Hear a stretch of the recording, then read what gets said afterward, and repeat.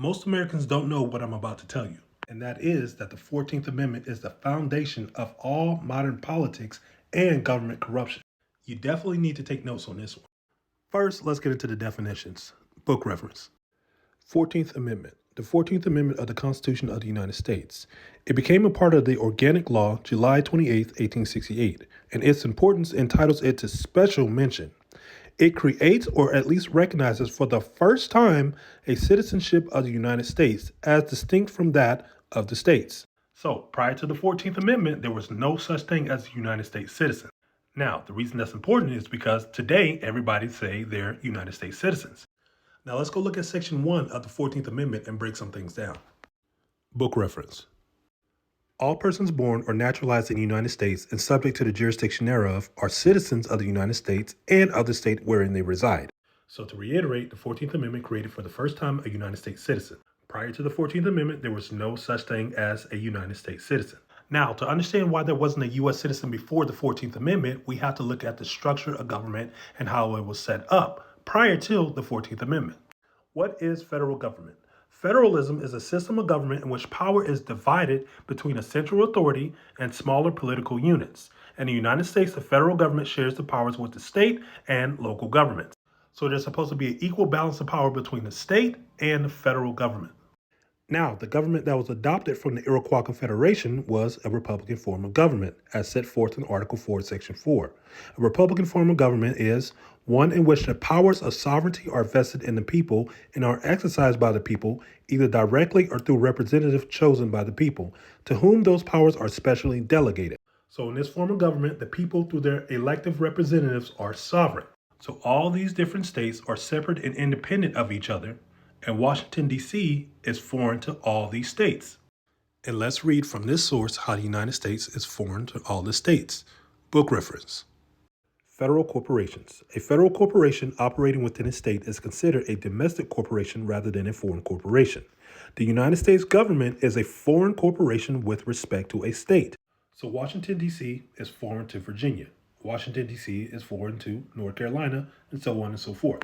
Now, what makes the United States of America so unique is that with other countries, all these individual states would be their own country. So, for example, Texas in international law would represent itself as Texas rather than the United States of America if it wasn't for the Constitution for the United States of America. So each of these individual states, instead of acting as its own nation or country, decided to come together under one form of government, one name, United States of America, to do business internationally. So let's go back to the fact that prior to the 14th Amendment, there was no such thing as a U.S. citizen. And to further comprehend and understand why the 14th Amendment was so detrimental to the Republican form of government, we need to look at this word centralization. Centralization is the system of government in a country where management of local matters is in the hands of functionaries appointed by the ministers of state, paid by the state, and in constant communication under the constant control and inspiration of the ministers of state, and where the funds of the state are largely applied to local purposes. And what the 14th Amendment did was tip the scale of power between the federal government and the state government, giving more power to the federal government. So the 14th Amendment centralized all power to the Washington, D.C. federal government. So now all the citizens of Missouri was now citizens of the United States. All the citizens of Florida were now citizens of the United States. And so again, it centralized all citizenship into one thing, United States citizen. But here's the fundamental problem with that. Book reference. Here's to representative governments. And what are representative governments? One in which the powers of sovereignty are vested in the people and are exercised by the people, either directly or through representatives chosen by the people, to whom those powers are specially delegated. So, going back to dangers to representative governments, whenever the Republican form of government has not achieved success, the difficulty has not been with the system, but with its faulty application. Several dangerous experiments have been proposed, such as the initiative, referendum, recall, and the election of judges, which is very important. Departures from constitutional principles threaten to impair the efficiency of our representative form of government, and if continued, will ultimately destroy it. And the first thing that's listed under dangers to representative government is centralization. Centralization. Originally, every influence favored the supremacy of the state as the center of gravity in government.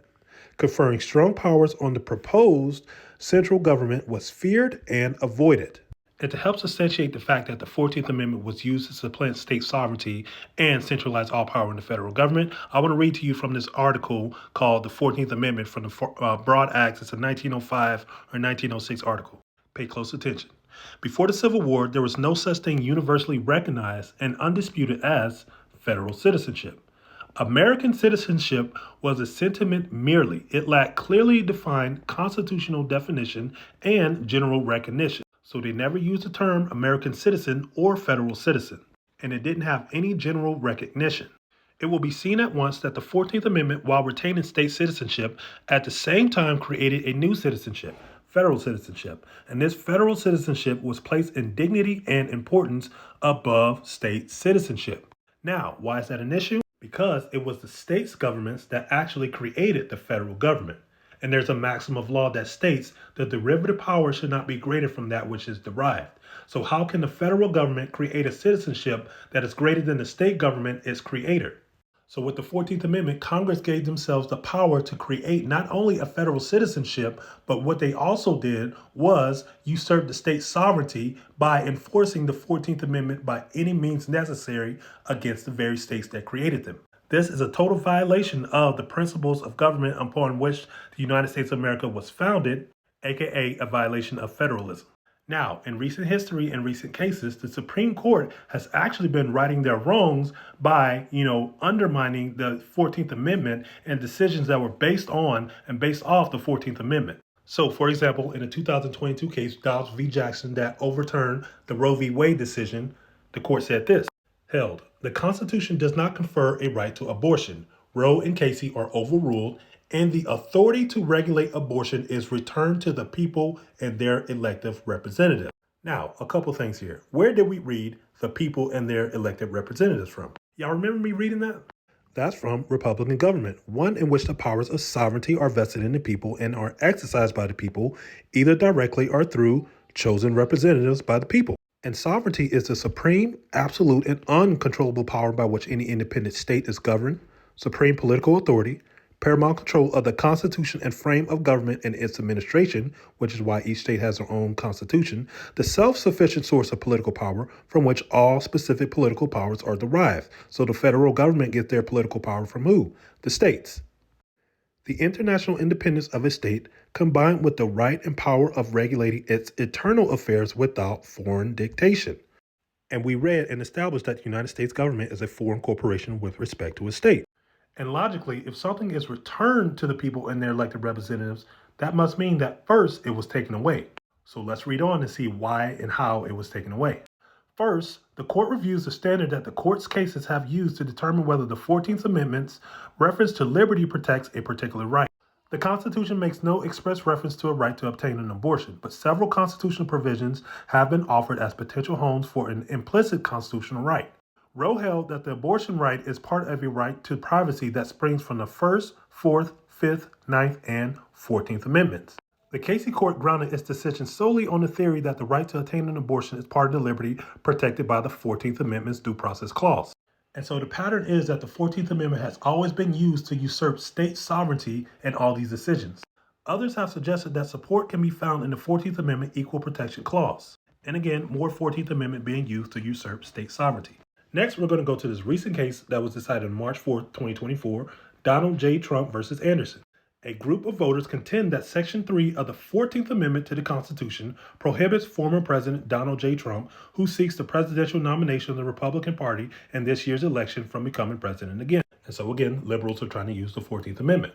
But here's the nail in the coffin that proves that the 14th Amendment usurps state sovereignty. Proposed by Congress in 1866 and ratified by the states in 1868 unconstitutionally, the 14th Amendment expanded federal power at the expense of state autonomy, and thus fundamentally altered the balance of state and federal power struck by the Constitution. So if it altered the power struck by the Constitution, then that means it has to be unconstitutional.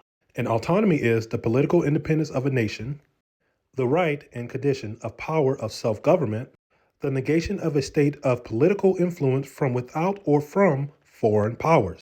And again, the United States government is a foreign corporation with respect to a state. And this is how the unconstitutionally ratified 14th Amendment have been used to usurp state sovereignty. And the Supreme Court has been the main one protecting the unconstitutionality of the 14th Amendment. And all this is the foundation of modern corruption in government today. Peace.